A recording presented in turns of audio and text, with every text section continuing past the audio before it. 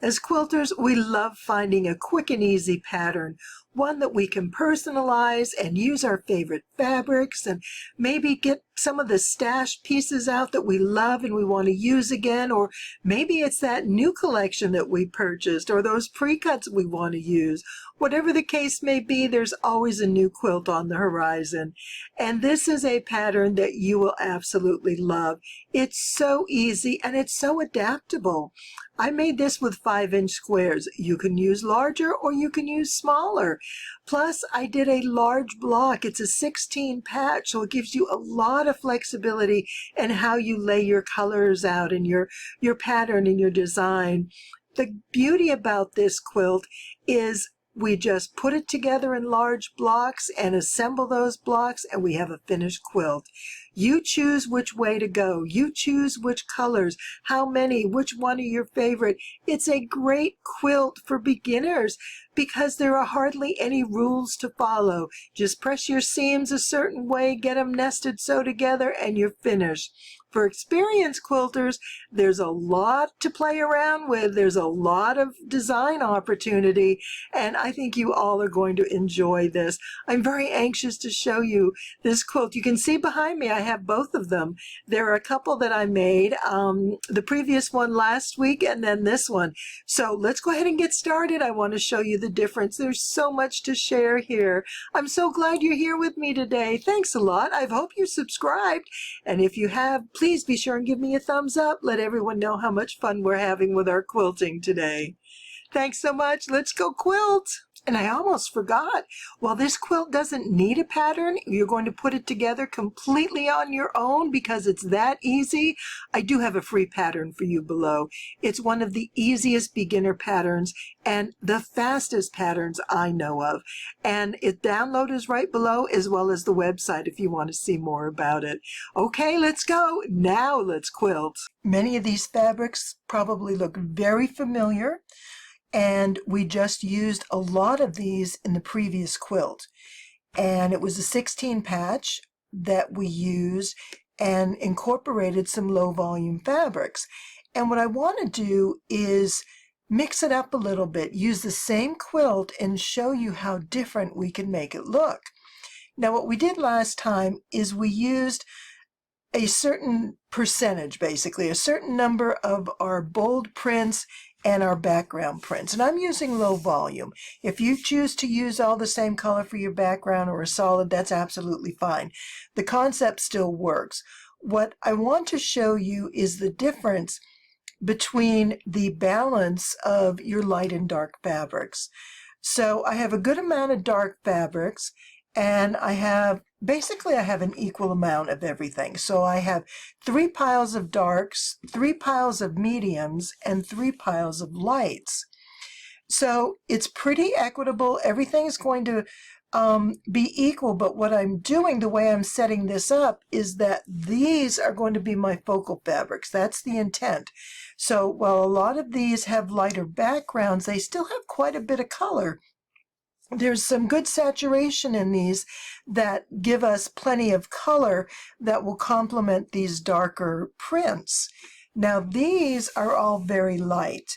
They have a light background and their prints are mostly light. I did want to bring in some of the blues because I want to enhance the blues of this quilt to bring the blue out. And that's a good way to really bring your focal fabric or your favorite focal fabric into a dominant view, is by putting it into some of the background pieces. So in this case I want to go with blues. So by bringing blues into the background, I'm going to bring more blue into the quilt and get that color that I want. So that's going to be the color that will really be dominant. But I need some accents. Greens are great to work with blues. And because there's bits of purple in here, I have some purple and some kind of cranberry burgundy colors. And then I have some pinks, and you got to have some yellow. These greens, there are some olive lime chartreuse greens in there.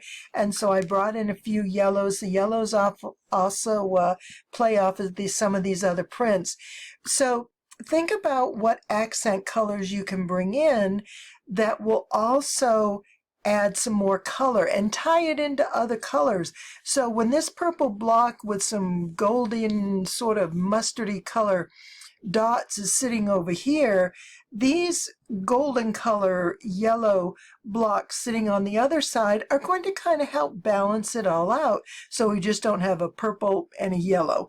I like having those colors overlap and mix together. For me, that just works really well.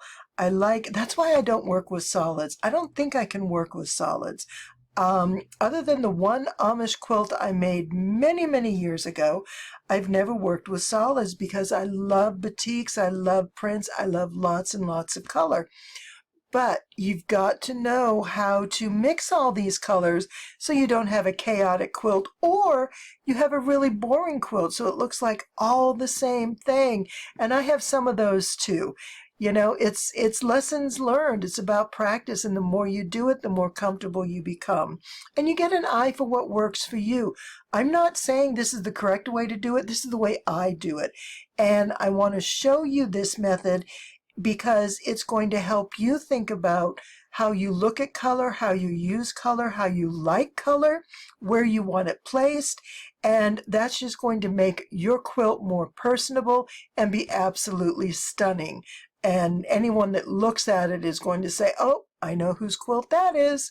So this is where we are. And as you recall in the last video, I'll link it up above so you can take a look at it if you haven't seen it yet. There is a 16 patch of 9 blocks. So there's going to be a total of 9 blocks, and it finishes at 54 inches. Each of these are 5-inch squares. And so what I need to do is create 9 different layers in a 16-inch patchwork block. And by doing that, I am going to be able to just sit and sew and put my blocks together because everything is laid out the way I want. Now, I have a kind of a particular way that I stage my fabrics when I'm working in piles like this, when I lay out the block, and I've showed you it before, and it's kind of unusual, and not everybody, I know I got some people really confused, and I apologize for that. So I think if I show it a couple different times, then we are going to have a better idea of how it works. So let me go ahead and set this up, change things around a little bit, and show you what we're going to do. So we made some room in the middle, and as I explained, I have 9 different piles of fabric in different colorways, and each one has 16 fabrics to make our 16 patch block. Now I'm going to get this set up so I can get as much in the camera as possible, and I'm going to put, I should have a pair of everything. I will put those here and here. I made sure to try and count them as best I can. 2, 3, I think this is going to work.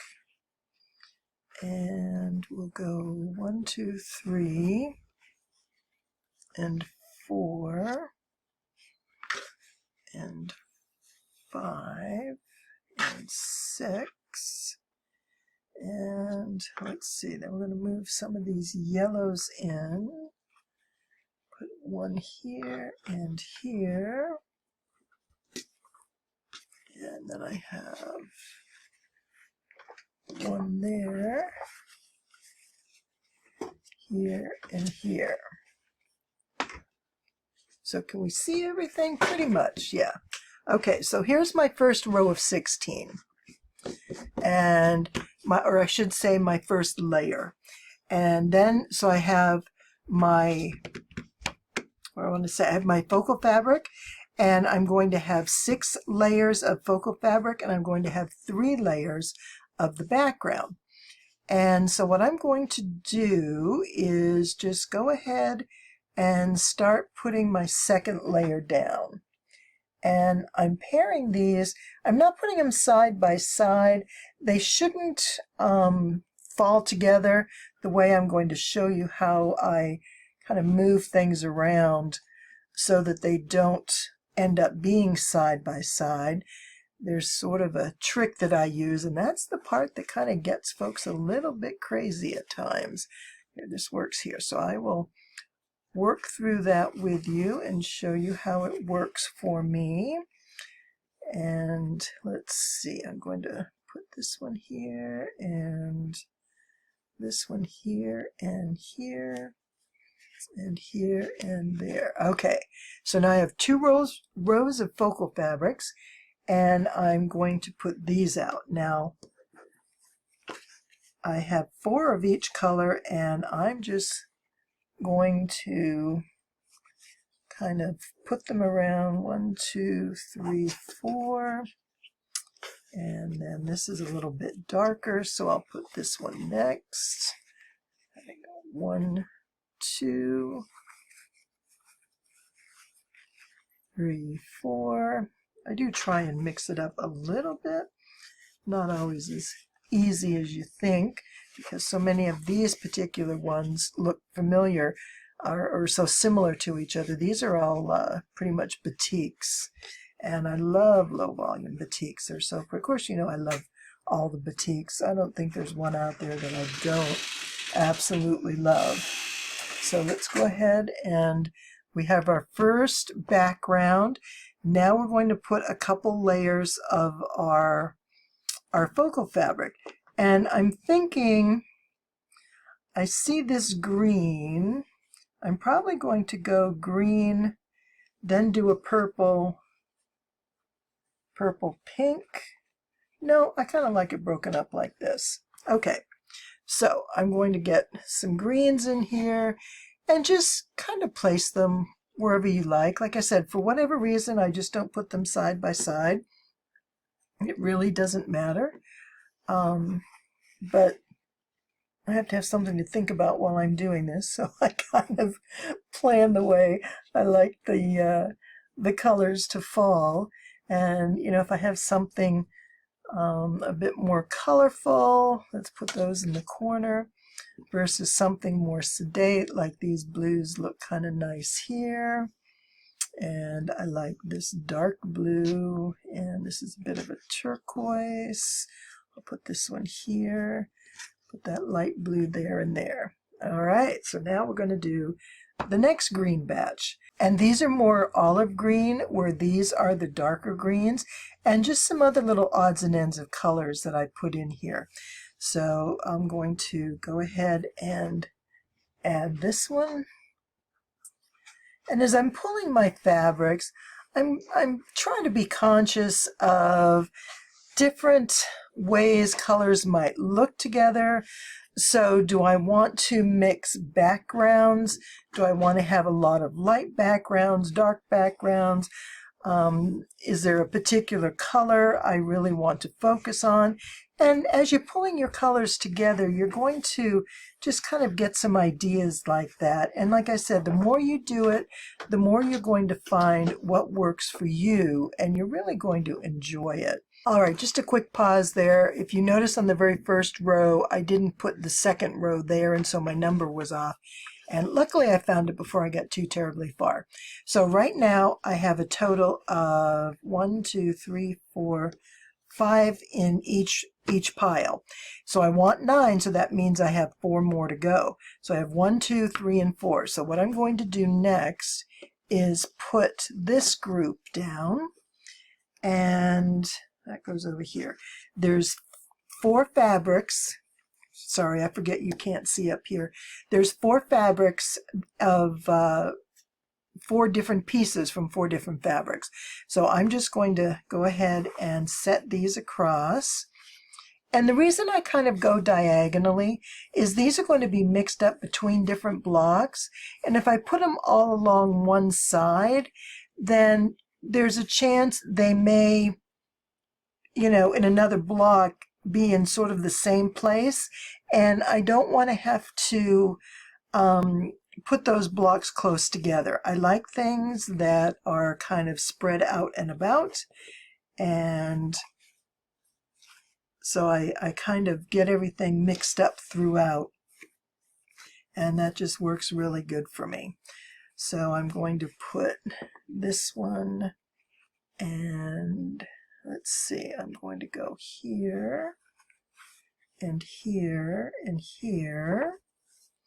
And then we have 1, 2, 3, and 4. Okay, now we're down to our last 2 layers, and this is pink and purple. So I'm going to, like I said, I don't want all the pinks to always be in the same corner of each of my blocks, so I'm going to just sort of spread it out a bit. And I'll put, say, well, they're kind of sticking together. One up here, and one down here, and one over here. And then we've got, I'm going to put the darkest colors in first. This is one of my favorites. It's kind of a funky purple with turquoise and gold in there, and it just kind of works really well. Okay, so I have a purple here and here, and I'm going to move this so I can get a purple up there, and put this here, and it looks like this will go there. Okay, we have that row done. Now I'm going to go into this group of light blues and sort of do the same thing. Last layer. We have 144 blocks. They're all 5 inches each. I have 9 layers then in each of these, so each of them have a different fabric. What we did number-wise, the low volume is 48 pieces, and the focal fabrics are 96. So that gives me my 144. And then I've divided them up within this group. And I know this seems like a lot of trouble, a lot of effort, a lot of time. But remember, when I quilt, it's about fabric for me. I love to see the fabrics. I like to look at them as I'm working through. And I really enjoy that part of the quilting. So my next step is going to be to get these rotated. So give me just a moment and I'll show you how that works. Everything is in its right spot. We're good to go. Now, the part that I do to change this up so that everything gets mixed together is I rearrange these stacks. I'm going to leave one as it is. I'm going to take 1 off the top and put it on the bottom. Then I'm going to take 2 off the top, put it on the bottom. Take 3 off the top and put it on the bottom. Then take 4 off the top and put it on the bottom. 5 off the top and put it on the bottom. Now, I'm going to move this because I don't want those 2 side by side, but I'm not going to do that right this minute. And 8, which will be everything down to the last one. And now we're going to start with 1 again. So we'll take 1 off the top and then 2 off the top. But this is where we can mix it up and go like every 3 or 4 so that we don't have the same colors. So go down and say, oh, I kind of like that color. And I like that turquoise there. Because these 2 are side by side, all I'm going to do is take this and put it up there. And I'm probably going to want this to be closer to the bottom, and these are very similar, so I'm just going to put that right there. And that's perfect. So now this is going to be how I'm going to sew my blocks together. I'll pair these up and sew them together, and I'm going to chain stitch them. Then I'll come back, open these out, and I'm going to chain stitch this. And then I have 3 across, and then I'll sew the 4th row on.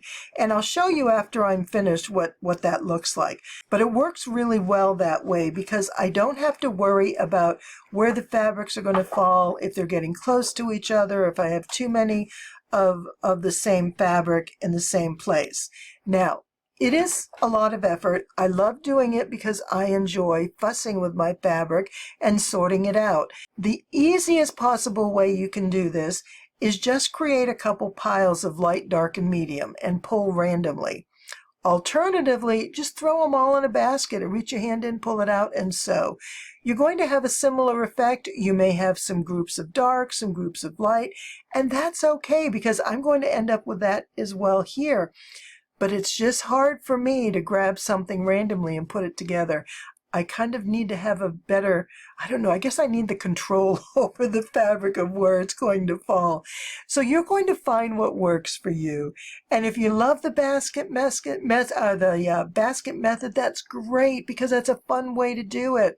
If you just want to use 3 piles and know that you need to do so many blocks, that's a great way to do it. If you just want to do a 4 patch and put them together that way, this is simply one method of putting a quilt together, and this makes it really easy.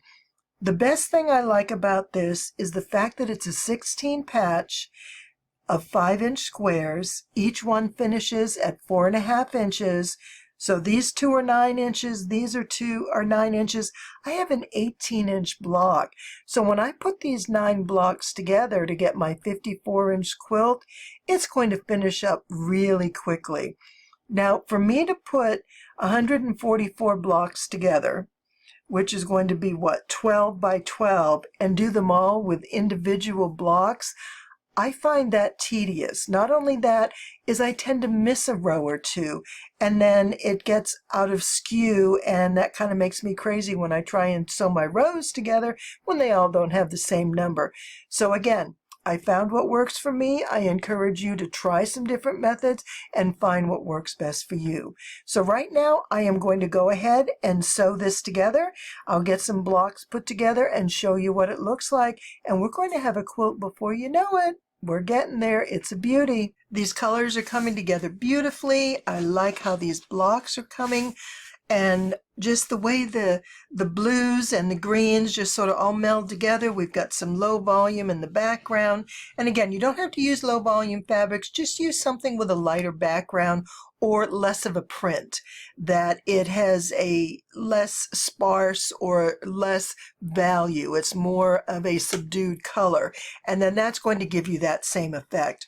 Now, what I did here is I chain stitched this together. Now, if you've not done chain stitching before, I will include a video up above, which, by the way, is the absolute easiest beginner quilt pattern using charm squares, because there's no matching seams. All you have to do is run your rows together and you line them up, and there's no matching or nesting seams like this. So if that's what you're looking for, check out that video. It's easy and it's wonderful. It's such a pretty quilt. Okay, back to where we are.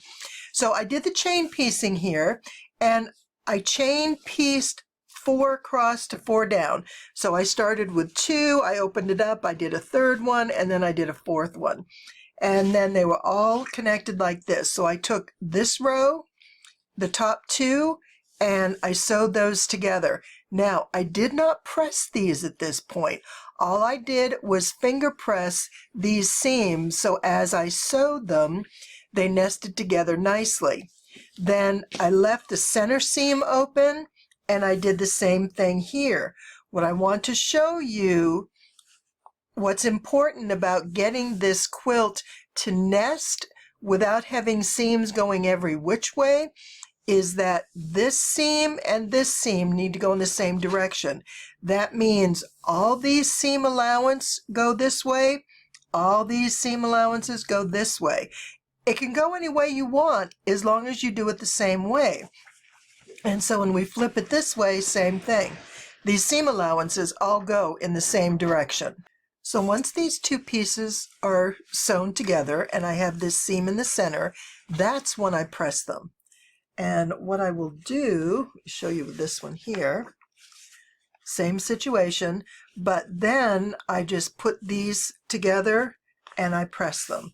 So this all goes this way and this goes this way. And the same thing here. These all go one direction and these go here.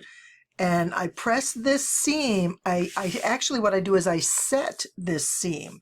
These I press one way, then the other. This seam I will set, which means I put the iron on there to heat it so it holds that seam in place the way I want it, so it's nice and straight, and the threads get down in the fabric and everything is holding the way it should. And at that point, let me find where to open this here. What I'll do is I'll open this back up, and now I'm going to finish putting the block together. So this is sewn, and you see seams this way, this way, and this way. The important thing that when you're doing your seams, and this is on any quilt, but especially any quilt that has an even number of blocks, you're going to find even blocks versus odd blocks, odd number of blocks. You're going to have to look at it in a different way because the seams won't fall in the same place. But for this quilt, in this situation, we want to make sure that our seams are going in the same direction. So when I pull this corner and I go to look at this, I want you to see that this seam is going down, so that when I pull this corner and hold it in the same direction, this one is also going down. That becomes important when you're nesting your seam. And you can see it right here. This is going down and this is going down. So when these opposite corners are going the correct direction, the same direction as each other, then it's all going to nest. And the other, what do I want to say? The other way to ensure that and to make sure you've done it the right way is that these, when you go to put them together, are going to nest. See how these are pressed that way and that way? Then all I have to do is put these together. They're going to nest up nice and easy. Going to put them together just like that. So I just kind of tuck my fingers in between. And sometimes if this little thread gets in your way, go ahead and cut it. I wouldn't cut it right to one side or the other. Snip it in the center. And then that will allow you a little more flexibility to line your seam up. Now, because these are all pressed, this is going to go together very smoothly. And it's going to sew up quick. So all you need now is that single seam in order to finish this, and that block is all set. So let me show you what these look like. So the first thing I do is I will set this center seam. Now remember, these are not pressed one way or the other. And the same here, I'm not pressing anything. The reason for that is, as I'm assembling this quilt, some blocks are going to go this way, and then I'm going to get a block and it's going to maybe, go one way or the other. So if I have these seams already pressed, I'm not going to be able to necessarily nest them because they could be going the same way, and then I have to go back and figure it out. So this is just an easier method for me. And I know it's a lot of words for a short, easy, quick technique, but I like to show it as well as speak it because we all absorb information in different ways. So this is where we are. When once that center seam is sewn and I set it, all my blocks are finished. So let me show you where we are. And some of them I used because I used my focal fabrics, some with the dark backgrounds, some with the lighter backgrounds.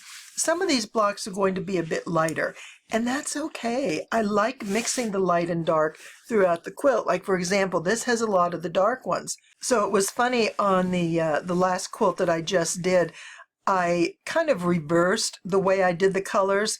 This quilt, we have 144 squares, 5-inch squares. This one I used approximately 100 dark and 50 of the light. And in doing that, that means this quilt is going to be darker than the other one because I have more of the dark fabrics, which makes sense. And I sometimes like to think in terms of ratios like that. And I get a lot of comments. It's like, no, don't make me do the math. And it's not about doing math. Think about when you lay your colors out, generally you're going to have light, dark, and medium, right? And so your darks are going to be on one end of the spectrum and your lights are going to be on the other. All you need to decide in the middle is, what do you want to go with? Do you want more dark or do you want more light? So don't worry about the math. I do math, and I grew up with it. I was good at it in school and it came easy for me. Plus I do lots of cooking, which means I have to figure out recipes for more or less. So it's just sort of second nature to me, but I understand not everybody looks at it that way. So if you use my super simple quilting technique for balancing color, lay out 3 piles. A medium will be in the middle, but on one side you're going to have light fabrics, on the other you're going to have dark. And this middle, you decide, you can either mix between the two, light and dark, or it can be more towards the dark but a medium tone, or more towards the light but a medium. And you're going to have a really well-balanced quilt. And I just want to explain that because, you know, sometimes I do talk math, and I don't mean that that's what you have to do, but it helps me, in my mind, figure out what I'm doing. And I just like to share that because I'm sure there's some of you out there who will appreciate it, but then there's also the easier way of the 3 stacks. And that just is so simple and easy to figure out. All right, so let's get back to looking at pretty quilt blocks. And enough piles and ratios and math for today.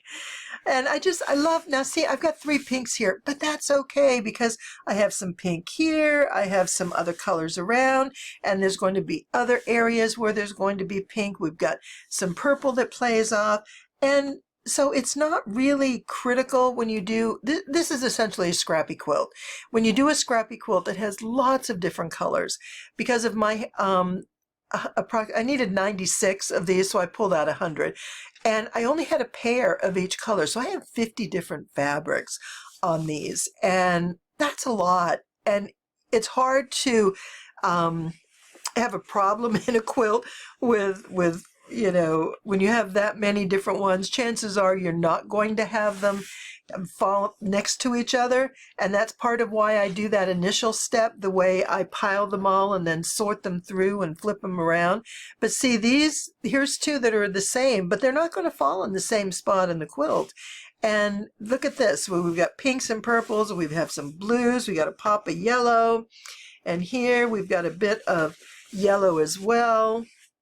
And, you know, but in an accent. So we have some yellow here, and a little, this kind of bright lime chartreusey yellow, and this beige. So all the colors find their way into the quilt one way or another. And, you know, each block is going to have its own little personality. And when you put them together, you want to make sure that it fits next to the other block. And, you know, if you're happy with it, that's what matters. There is no right or wrong. I only have 9 blocks. Do you know how quickly this is going to go together? This is a fast quilt. Let me go ahead and get this laid out, and I'm going to just put it together and I'll show you the finished quilt. I'm excited about this. Thanks for hanging in there. We're almost finished. Here's the finished quilt top, filled with beautiful colors and prints and patterns. And notice how everything lines up, the seams are nested well, and taking that extra time to press things in the direction that's going to make it easiest and most effective to get everything lined up. It's worth that little bit of extra time. And look at all the seams, just look wonderful. The colors are kind of a little bit everywhere. Let me show you a little bit on this side. I do have a full shot of the quilt. It's just hard to get on the camera from this position. So let me go ahead and show you a little bit more here. Got a few threads. And look at that. Oh, I just love these colors. And I love how they're throughout the quilt. I like this little cluster of pink and turquoise and greens. And then just see how the low volumes sort of work their way through and kind of break things up a bit. I love it. I think it's beautiful. You're going to love it too. I hope you give it a try. Give me one moment and I'll show you the full shot of this. And here is a beautiful quilt filled with colors. I love this. It's so pretty. Blues and greens. I love how they all work together. They look great. But the purples and the pink and yellow, it just adds so much more to the overall quilt. And the bits of yellow here and there throughout really brighten it up. So I'm very pleased with this.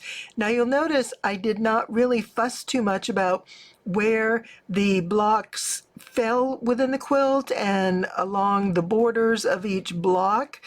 What they matched up with, as long as they didn't duplicate another print.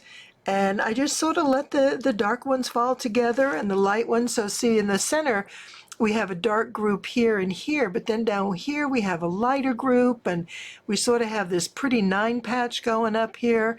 So it's just fun. It looks sporadic and very easygoing, and I really like that. That's what makes it so simple to put a quilt like this together. There's not a lot of really hard focus in laying this out.